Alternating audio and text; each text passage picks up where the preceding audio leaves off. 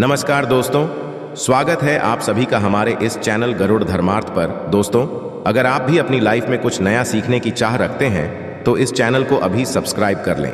दोस्तों, नवरात्रि के 9 दिन के पश्चात क्या जवारे को विसर्जित कर देना चाहिए या जवारे को कुछ बचा करके अपने पास में रखना चाहिए? दोस्तों, ज्वारे में छिपा है आपकी किस्मत का राज। आखिर जवारे में क्या डालना चाहिए और ज्वारे क्यों सूख जाते हैं? क्या जवारे का पत्ता खाने से धन संपदा प्राप्त होती है, सुख प्राप्त होता है? जानिए संपूर्ण जानकारी। दोस्तों, करोड़पति बनने का सपना बंद किस्म के ताले को खोलने का गुप्त रहस्य है यह। नवरात्रि में जवारे के बिना मां दुर्गा की पूजा अधूरी मानी जाती है और इसकी एक पौराणिक कथा भी है। सारी जानकारी इस वीडियो में आज मैं आप लोगों को विस्तार से बताऊंगा, इसलिए मैं बोल रहा हूं कि इस वीडियो को ध्यान से देखना। यदि आपके मन में कोई डाउट है तो दोस्तों, गुरुजी से सुनते हैं कि वो क्या कहते हैं इसके बारे में। तो आइए दोस्तों, जानते हैं इस वीडियो में। देखिए, मान्यताओं के अनुसार ज्वारे को भगवान ब्रह्मा का प्रतीक माना जाता है, इसलिए नवरात्रि के पहले दिन घट की स्थापना के समय जो कि सबसे पहले पूजा की जाती है, उसे कलश में भी स्थापित किया जाता है। सृष्टि की पहली फसल जौ को ही माना जाता है, इसलिए जब भी देवी देवताओं की पूजा की जाती है या हवन के समय आपने अवश्य देखा होगा जो अर्पित किए जाते हैं। साथ ही यह भी कहा जाता है कि ज्वारे अन्न ब्रह्मा के समान है और अन्न का हमेशा सम्मान करना चाहिए, इसलिए पूजा में जौ का इस्तेमाल भी होता है। इसलिए लोग ज्वारे बोते हैं। नवरात्रि में बोए जाने वाले ज्वारे से आप अपना भविष्य भी जान सकते हैं। कैसे जान सकते हैं, इस वीडियो में आप लोगों को सारी जानकारी विस्तार से बताऊंगा। यदि आपने अपने घर में ज्वारे बो करके नहीं रखे हैं तो कोई नहीं, इस वीडियो को ध्यान से देख लेना। आपको किसी न किसी माध्यम से ज्वारे विसर्जित करते समय कुछ न कुछ ज्वारे आपको प्राप्त हो जाएंगे। इससे आप अपनी बंद किस्मत के ताले खोल सकते हैं। दोस्तों, वीडियो ध्यान से देखना। और हाँ, यदि आपको हमारी वीडियो में बताई गई जानकारी अच्छी लगेगी, वीडियो पसंद आएगी, तो वीडियो को लाइक कर चैनल को सब्सक्राइब अवश्य करना और कमेंट बॉक्स में जय माता अवश्य लिखना। जो भक्त सच्चे दिल से कमेंट बॉक्स में जय माता दी लिखता है तो माता रानी का उसको प्यार मिल जाता है। दोस्तों, हमारे धर्मशास्त्र कहते हैं कि नवरात्रि में बोए जाने वाले ज्वारे से आप अपने भविष्य को झांक सकते हैं, अर्थात आप अपने भविष्य को देख सकते हैं। कैसे देख सकते हैं? यदि अंकुरित जौ का रंग नीचे से आधा पीला हो और ऊपर से आधा हरा हो तो इसका यह होता है कि आपका आने वाला साल आधा समय ठीक रहेगा और आधा समय आपका खराब चलेगा। यदि जड़ नीचे से आधा हरा है और ऊपर से आधा पीला है तो इसका मतलब यह है कि आपका शुरुआती समय ठीक से बीतेगा, किंतु पश्चात में आपको परेशानी का सामना करना पड़ेगा। आपको घबराना नहीं है, इससे हम आपको छुटकारा पाने का तरीका भी बताएंगे। इस अंत तक वीडियो देखें, क्योंकि अधूरा ज्ञान हमेशा लटकती तलवार की तरह ही होता है। दोस्तों, इसी के साथ ही जो सफेद या हरे रंग में उग रहे हैं तो यह अत्यंत शुभ संकेत है। यदि ऐसा है तो मान लीजिए कि आपकी पूजा सफल हो गई है और आने वाले समय में खुशियों के दरवाजे आपके खुल जाएंगे। जो यदि सुखी और पीली होकर के झरने लगे तो इसे अशुभ संकेत मान सकते हैं। ऐसे में आप जो है मां दुर्गा से अपने कष्टों और परेशानी को दूर करने के लिए प्रार्थना कर सकते हैं, या फिर नव दुर्गा का बीज मंत्र जैसे AUM धूम दुर्गाए नमः। दोस्तों, इस मंत्र का 108 बार हवन करके आहुति दे सकते हैं। इससे आपको अत्यंत लाभ मिलेगा और माता रानी से प्रार्थना कर सकते हैं। जो ज्वारे होते हैं यह बहुत ही पवित्र चीज है, इसे आप साधारण समझना। वैसे रानी करुणामयी हैं, वह अपनी संतान और अपने लाल को सदैव माफ कर देती है। ज्वारे को साक्षात नौ दुर्गा का स्वरूप माना जाता है, ब्रह्मा का स्वरूप माना जाता है। चलिए, इस वीडियो में मैं आप लोगों को बताने का प्रयास करूंगा कि अब सवाल यह उठता है कि नवरात्रि में ज्वारे का क्या करें? क्या विसर्जन कर दें या इसे घर में रहने दें? तो धार्मिक मान्यता है कि ज्वारे को घर में रखना शुभ माना जाता है, किंतु इसको रखने के पीछे एक निश्चित निर्धारित समय रहता है। इसी निर्धारित समय में ज्वारे की सेवा करके जल में विसर्जित इसे कर देना चाहिए। दोस्तों, जैसे कि आपने 9 दिन इसकी खूब सेवा की है, बहुत अच्छी बात है। 9 दिनों के पश्चात इसे जल में विसर्जित कर देना चाहिए। क्योंकि शक्ति को शक्ति के साथ मिलाना जरूरी है। जल को गंगा शक्ति कहा जाता है और ज्वारे को श्री शक्ति अर्थात लक्ष्मी की शक्ति, दुर्गा की शक्ति। इसलिए श्री शक्ति को हम जब जल शक्ति गंगा शक्ति को भेंट करते हैं तो ये गंगा शक्ति में जाकर के मिल जाती है। मैं आपको एक छोटे से उदाहरण से समझाने की कोशिश करूंगा। जिस प्रकार जो हमारा शरीर होता है यह पंच तत्वों में मिल जाता है, उसी प्रकार ज्वारे भी पूर्ण प्रकार के साथ अपने अष्टभुजा दुर्गा स्वरूप में शक्ति में मिल जाता है। तो दोस्तों, जवारे 9 दिन अखंड ज्योत जलने के कारण ध्यान से सुनना, जवारे के आसपास में 9 दिन अखंड ज्योत जलने के कारण माँ दुर्गा के समीप में ये रहने के कारण बिल्कुल ही ये शक्ति स्वरूप में जागृत हो जाते हैं। ऐसे ज्वारे लोगों के दुहक तकलीफ परेशानी इन सबको चुटकियों में समाप्त कर सकते हैं।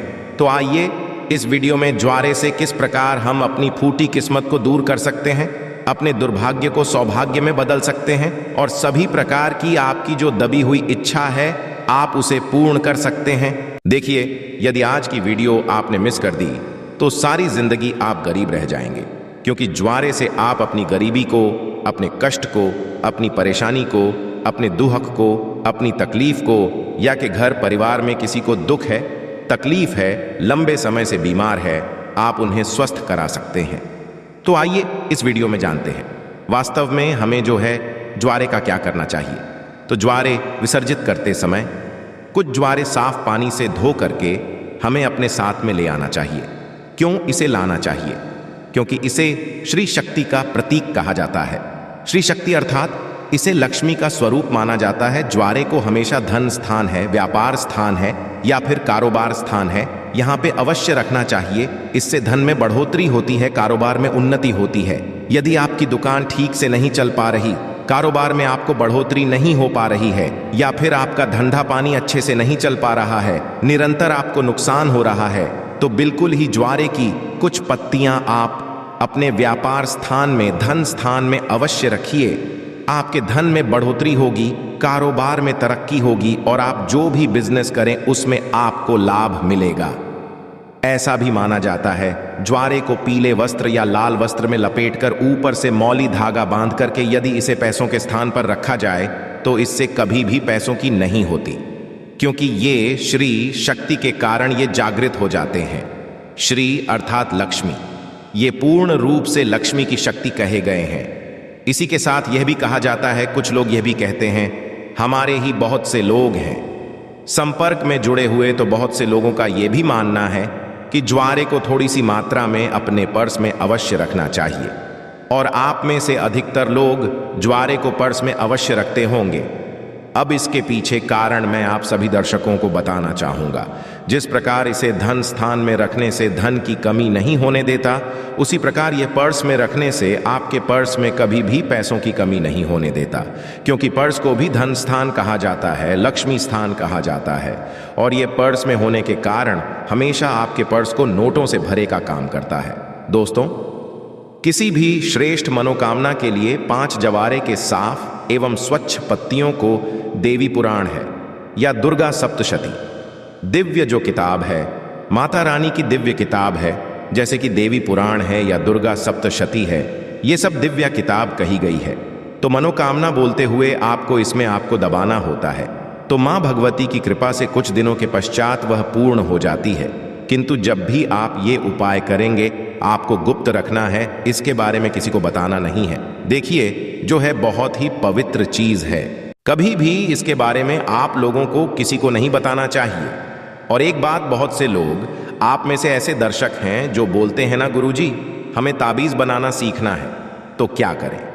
तो एक बात ध्यान से लीजिए दोस्तों, यदि आप भी चाहते हैं कि निरंतर आपके शरीर में माता रानी का वास बना रहे, आपका शरीर जो है सुरक्षा कवच से ढका रहे, तो ज्वारे के 4 से 5 पत्ते आपको लेने हैं। चांदी की ताबीज या तांबे के ताबीज में इसे डाल देना है। और अगरबत्ती का आपने 9 दिन तक माता रानी के लिए जो अगरबत्ती जला करके रखी है, जो भस्म जला करके रखी है गोबर के, कि वो भस्म लेना है। माता रानी को जो आपने अचार चढ़ा करके रखे हैं, जिसे हम पीला चावल बोलते हैं, वो आपको लेने हैं और इससे आपको ताबीज में डाल देना है। ये तीनों सामग्री को आपको ताबीज में डाल देना है। माता रानी का ध्यान करना है, अगरबत्ती या फिर धूप का धुआं दिखाना है, आपने जो ताबीज़ बना करके रखा है उसमें, और आप जो है इसे के पश्चात किसी भी दिन धारण कर सकते हैं, तो यह आपको हमेशा सुरक्षा कवच की तरह ही आपको फायदा पहुंचाएगा। किसी भी प्रकार की आपकी यह दुर्घटना नहीं होने देंगे। एक चैनल नहीं बल्कि आप सभी दर्शकों का परिवार है जो बहन हमारी वीडियो को देख रही है। मैं उन्हें बताना चाहूँगा, यदि आपको मंगल दोष लगा है जिसके कारण आपका विभव होने में यदि विलंब आ रहा है तो आप परेशान नहीं होना है। जो गुड़हल के पौधे हैं उसे आप अपने घर में लगाइए और इसका एक पुष्प प्रतिदिन आप हनुमान जी महाराज को चढ़ा सकते हैं। देखिए, हनुमान जी महाराज को इस स्त्री को छूना नहीं होता है, उन्हें स्पर्श से करना वर्जित है, किंतु हनुमान जी महाराज की आप पूजा कर सकते हैं। आप उन्हें दूर से ये पुष्प चढ़ा सकते हैं। श्री राम जी का ध्यान करते हुए आप एक पुष्प चढ़ाएं। यदि 5 पुष्प चढ़ाते हैं तो ये अति है, किंतु मैं इसलिए एक पुष्प मैं बता रहा हूँ सामर्थ्य अनुसार, क्योंकि कभी कभी ऐसा होता है हमें डेली ये पुष्प नहीं मिल पाते हैं, तो आपसे मन पड़े जितने पुष्प मन पड़े बिल्कुल ही चलाइए, मिलेगा। ये उपाय कोई भी कर सकता है, बिल्कुल ही मंगल दोष लगा है वो दूर हो जाएगा, और ये उपाय करने के पश्चात हनुमान जी महाराज की कृपा भी प्राप्त होती है। जो लोग नित्य 2 से 5 पुष्प हनुमान जी महाराज को चढ़ाते हैं दोस्तों, फिर ऐसे व्यक्ति को अष्ट सिद्धि और 9 निधि की प्राप्ति होती है, इसमें संदेह नहीं है। और हनुमान जी महाराज आपके जीवन में चल रही प्रत्येक परेशानी को दूर करते हैं। लाल किताब में यहाँ तक ये भी लिखा है कि यदि कोई व्यक्ति ध्यान से सुनिएगा, लाल किताब में यहाँ तक ये भी लिखा है कि कोई व्यक्ति शनि की 7.5 या फिर पौनी दशा से परेशान है तो उसके 5 पुष्पन श्री राम जी का ध्यान करते हुए यदि हनुमान जी महाराज को समर्पित कर दिए जाए तो कैसे भी शनि की पीड़ा हो वो समाप्त हो जाती है। चलिए, मैं आप लोगों को बताना चाहूंगा कि शुक्रवार के दिन इनका प्रयोग किस प्रकार से किया जाता है। यदि आपकी कोई खास प्रकार की मनोकामना है तो शुक्रवार के दिन माता लक्ष्मी को इसके 21 पुष्प ध्यान से सुनना, इसके 21 पुष्प की माला बनाना है, और संध्या काल में ना दिन होना रात हो, जो मध्यम समय कहा गया है।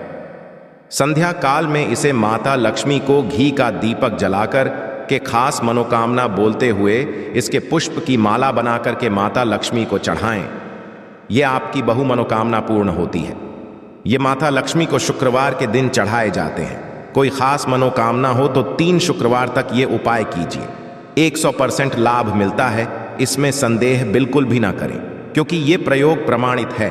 हम बहुत से लोगों को करा चुके हैं। इसके पश्चात बताना चाहूँगा, आप में से ऐसे लोग हैं जो कि माता रानी के भक्त हैं, अर्थात माता नव दुर्गा जी के भक्त हैं।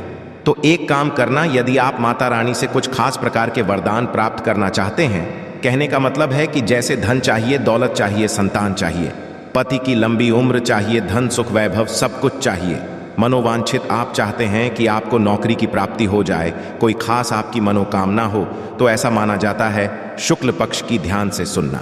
शुक्ल पक्ष के गुरुवार के दिन से या फिर सोमवार के दिन से, शुक्ल पक्ष के गुरुवार या सोमवार के दिन से इसके 9 की माला बनाकर नृत्य आपको 9 दिनों तक रात्रिकालीन 9 बजे के पश्चात में आपको माता नवदुर्गा को प्रतिदिन सिर्फ 9 दिनों तक इसे चढ़ाना होता है, और रेड कलर के आपको गुड हेल्थ का प्रयोग करना है। कोई खास मनोकामना है तब ये उपाय करना है। बिल्कुल ही उस मनोकामना को पूर्ण होने से ब्रह्मांड की कोई भी शक्ति नहीं रोक पाएगी। यदि आप ये उपाय कर लिए तो खास करके माता ना को प्रसन्न करने के लिए गुड़हल के पुष्प चढ़ाए जाते हैं। ऐसा भी माना जाता है, हमारे धर्म लिखित शास्त्रों में लिखा है, यदि माता नवदुर्गा को गुड हेल्थ का एक पुष्प चढ़ाएं तो उसका पुण्य 1000 गोदान के बराबर होता है। 1000 आपको गौ माता का दान करने से जो पुण्य की प्राप्ति होती है, सिर्फ गुड़हल के एक पुष्प माता नवदुर्गा को चढ़ा देने से मिल जाता है।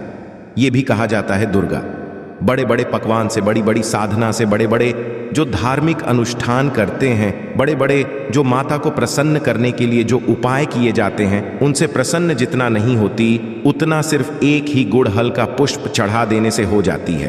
तो आप जो है माता नवदुर्गा को कोई खास मनोकामना हो तो जैसे मैंने इस वीडियो में उपाय बताए हैं, ये उपाय को करें, बिल्कुल ही आपको लाभ ही मिलेगा। आशा है कि आज की इस प्रस्तुति में बताई गई जानकारी आपको अच्छे से समझ आ गई होगी। वीडियो अच्छा लगा हो तो एक लाइक अवश्य कर दें। धन्यवाद वीडियो के अंत तक बने रहने के लिए।